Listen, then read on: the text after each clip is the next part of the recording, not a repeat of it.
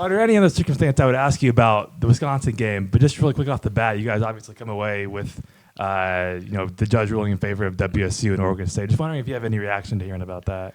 I really have zero reaction to that. I don't. I've heard about it a little bit, but our leadership team and President Schultz and Pat are handling all those things, and that's I'll leave it at that.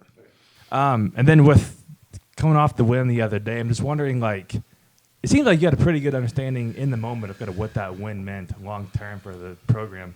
I'm wondering if that's changed or developed over the last 2 days now that you've had a little bit of time to kind of digest what that one meant. Yeah, I think you probably saw some raw emotion, and I think it came out in passion. I really mean that. I'm passionate about Washington State. I'm passionate about its people. I'm passionate about its alumni, the current players, the future players. I'm really passionate about our staff and what we're building and how we're doing it. It means a lot to me, and it means a lot to all of us. And it just came out a certain way, and it was authentic and it was raw, and but it's real, And I think everyone knew the moment, and I think we felt that. But most importantly, it's about what I see every day with the players, how they've handled it, how they've stayed focused to go out there in a tough game, in a real environment that our fans created, which was unbelievable. To have adversities and to pull it out and to finish was just such big time, and it was really fun to see. Did you see anything on tape over the last day or two that you did notice kind of right after the game the other day? Well, I think the biggest thing is the best part about going against a really good opponent, sometimes they can expose some things that you really need to work on. We talked about that as a coaching staff. Through 2 games now and 2 tests, we really know who we are. And you're starting to get a picture of who you can trust and who can go out there and really execute the things that we're working on a daily basis. So we talk about, discipline or default, and there was some guys that had a low level of default and started doing things that we're not coached to do, right? So we look inward. What am I doing as a coach? How am I preparing them? What's my indie? How are we executing to get better results? There is a list of things at every position that we went through as a coaching staff in great detail to say we need to be better at X, Y, and Z so we can be a better football team. We did expect to go and win the game. We played that way, and we got the outcome that we desired, so we need these learns, and it was a great morning of learning, right? Yes, it was exciting. We had fun with it. Winning is fun, but, man, there's no better environment to learn than to go out there after a win, and we need to be better, and the focus will be on us in Northern Colorado and what we need to do to be better and to build this momentum. Last year, unfortunately, that win at Wisconsin kind of peaked our season. Okay, we want this to be the starting point of where we can go, and obviously we know how hard the Pac-12 is, so it's going to be a weekly challenge. With your program earning an AP ranking for the first time since 2019, there's a lot more eyes on your program this week. What do you want the nation to know for those just tuning in about who Washington State football is? What is your culture and identity? I think that was on display Saturday night. I think culture is something as coaches we talk about way too much because it's really action. I could give you an hour dissertation on that question, and I'm good at it. But culture is what's living and breathing within your team, how connected they are, how much they believe in each other. And I think you saw that in the fourth quarter. That is culture. When everything looked like it wasn't going to go right and all Cougs fans were like, oh, here we go, we didn't flinch. Okay, and I purposely went in the fourth quarter when it started and told every player, we have the lead. We built the lead. We worked for the lead. I know the third quarter didn't look great, but we have the lead. Let's go finish. And that is what we did, and that is culture. That is team to me. So while I can show you a lot of the fancy stuff that we do to build it, it's always going to show out on that field, and that's what I was most proud of on Saturday. Awesome. And with your family in town, what did it mean to have them there, and what was that experience like? And tell us a little bit about that celebration Saturday night. You took off that Seattle hat because you didn't want me to ask you about it, didn't you? I saw it. They're doing well. It was fun. To have a lot of my extended family there, to be 100% Cougs, and that's where their loyalty is at. To just know that they're proud of me and I'm a product of them, I think is really important. So it was great to have my immediate family there, a lot of extended family members, and for them to invest their time meant a lot, and it was a fun celebration after. And then for the freshmen and transfers playing their first game in Martin Stadium, what have you heard from them? What was their first impression of what Washington State football can be? I know this. When I ran out of the tunnel, and I've done it a bunch now, it has never felt like that. I mean that. It was loud. It was packed. It was energetic. The seats were full. I just can't even tell you how that jump started that game for our football team. So for those guys, you'd have to be a zombie not to feel that moment and to feel how loud it was. And, listening to Coach Fickle's comments after the game, it was as loud as any stadium they've been in. And it was a tough environment. That's what Martin Stadium and Giesa Field can be every week. And it was awesome to see. Jake, kind of building off that, how you said that's what the stadium can be every week. How big, I suppose, is it for you guys to get a win like this early in the season with the stadium packed? You would imagine it makes the students want to come to every single game this year. Absolutely, and the question is why not? For 6 times a year, we get to all come together as Cougs and really have fun, celebrate it, enjoy hopefully a product of football that they're passionate about and they're proud that it represents them, the way we play and what we're doing, and more importantly, what our guys are doing off the field. And I just think it's vitally important to our success as a football program and where we want to be and what we are and who we're, what we're doing. So I'm just really proud of everyone to really back up all the talk and show up here and have passion and enthusiasm. It was awesome, and it doesn't go unnoticed. Obviously, there's another game this week. You guys got to turn your attention to Northern Colorado. What are your thoughts on that team?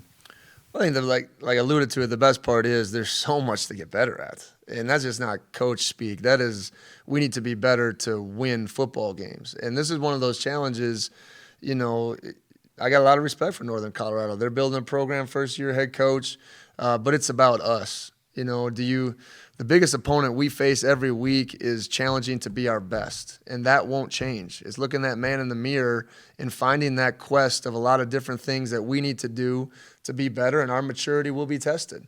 Okay, we could perceive our opponent a certain way. Okay, but really good teams go out there and attack it and live to a standard. Okay, and best is our standard around here. So that's how we're going to attack an aggressive week of practice. We got a lot to get better at, and we're going to respect Northern Colorado to come in here, and they want to get the win, and we got to go show who we are and do it for 60 minutes. Coach, we might have gotten lost in the madness of the win. Obviously, everybody's so excited. How's Quinn doing? Is he all right? Yeah, Quinn's going to be out for a while. He has an MRI tonight to see kind of what everything is, and we'll have more information as we go throughout the week. Jake, I'm sure your players are going to hear it on campus that you're going to kill Northern Colorado, my words, not your words, by 1,000,000 points. What can a coach and a coaching staff do to a team to make sure they don't overlook an opponent? Yeah, I think it's a great question. The biggest thing that they're going to see from us, we set the tone. We relax, they relax. If we don't hold our coaching staff and what we do and how we act and how we attack the week, that's failure of leadership. So let's look within. Let's make sure we're setting a high standard. We make sure we're putting our guys in the best situations possible, and they see that.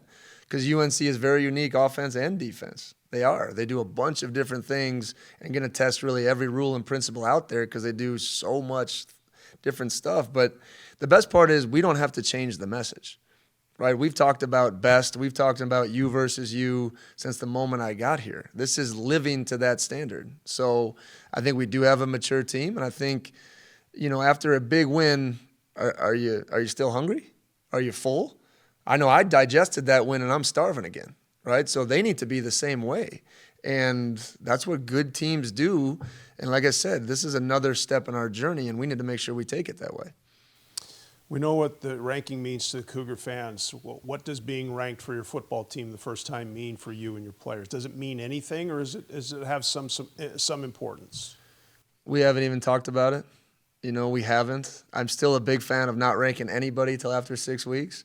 It is cool. It means a lot in recruiting. It shows the hard work that our guys have put in the dark, and to get recognized for that, I do think is important. Okay, but doesn't mean anything. I want to be ranked at the end, right? That is the culmination of the journey. Ranking in week 2 is about journalism and sports writers. No offense. right? Okay, so not that we're not appreciative. I think it shows the hard work and how hard that win was to do and accomplish. But let's talk about it as we get to the end of the journey, not at the beginning. I'm a TV guy. No offense. No, taken there. okay, No offense okay, taken. okay. When you say journalist, dude, I'm a sports Yeah. guy. I'm a TV guy. Yeah.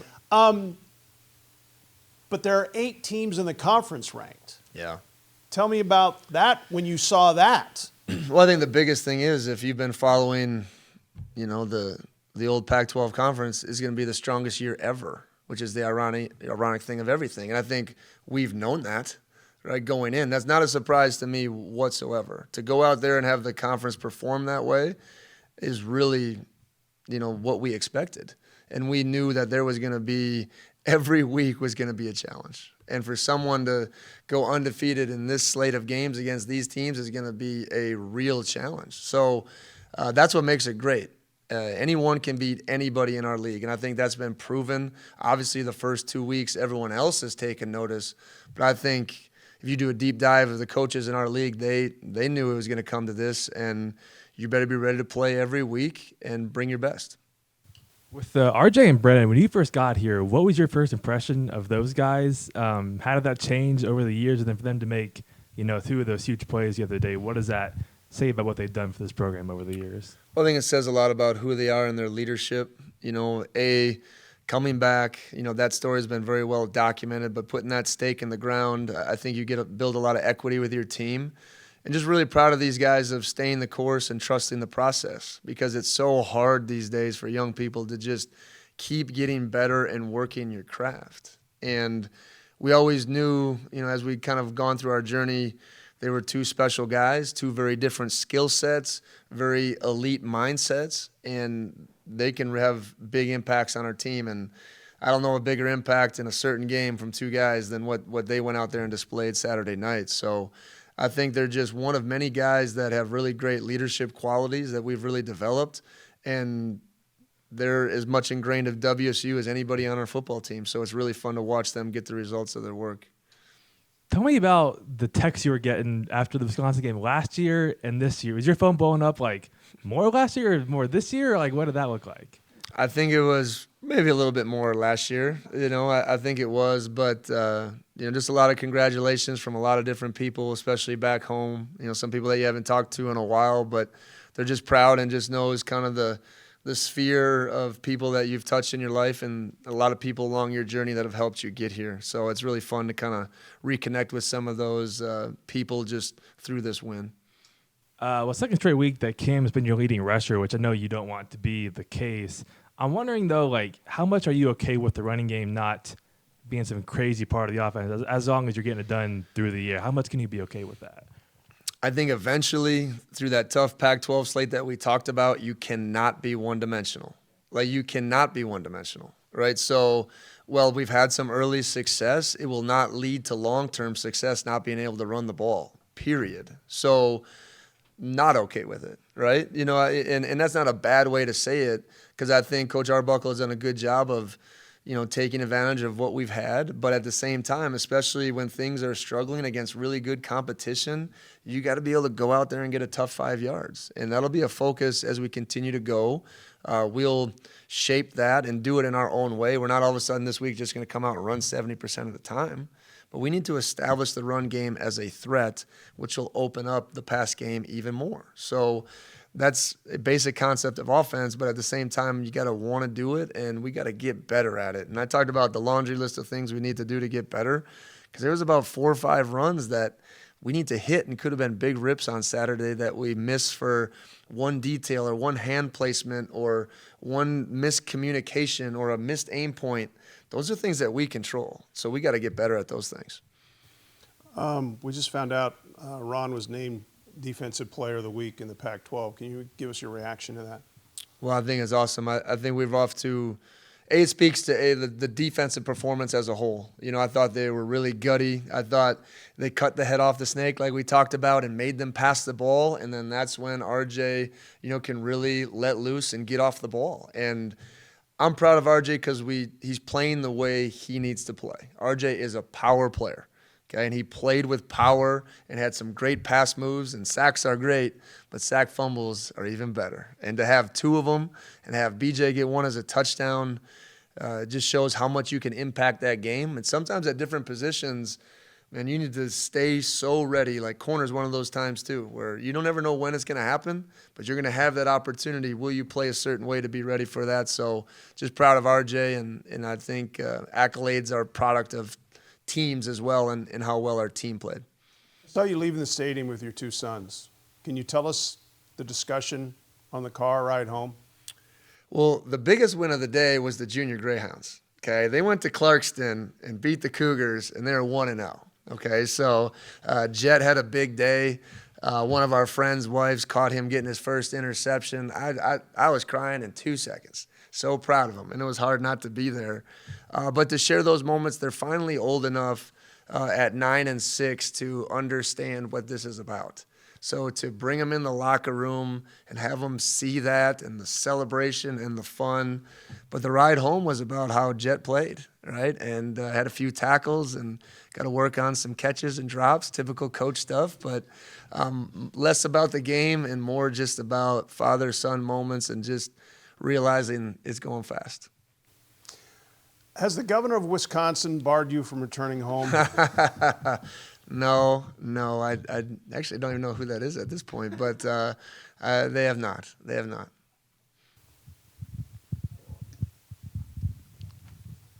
Did you? I know you probably didn't want to address this before the game, but at any point did it enter your mind that the students might rush the field if you won? And when they did, what was going through your mind? Well, it didn't until our chief of staff, Brent Vernon, came and was like, be ready, they're going to rush the field.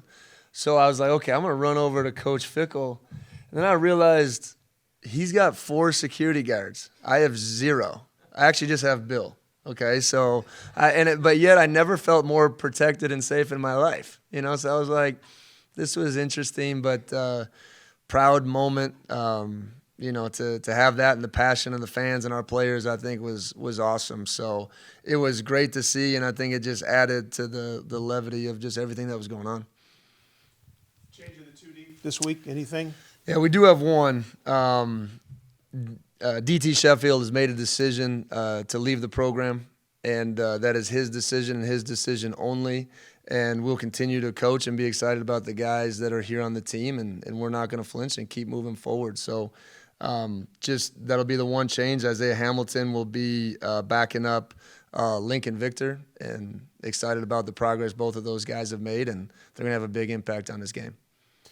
In that vein, is this a game that you can play your freshman 4 and still redshirt? Is this a game we may see more Cougars on the field than maybe some of the others this year because of the opportunities and they do get those 4 games? I'm not assuming any opportunities. We got to make sure we go create those things. So we'll address those as the game goes. But right now we need to worry about what we need to do to get a win. What kind of reasoning did DT give you in terms of wanting to leave? I mean, all private conversations are private, and we'll leave it at that, and we move on and we keep forging forward. All right, thank you guys. Go Cougs.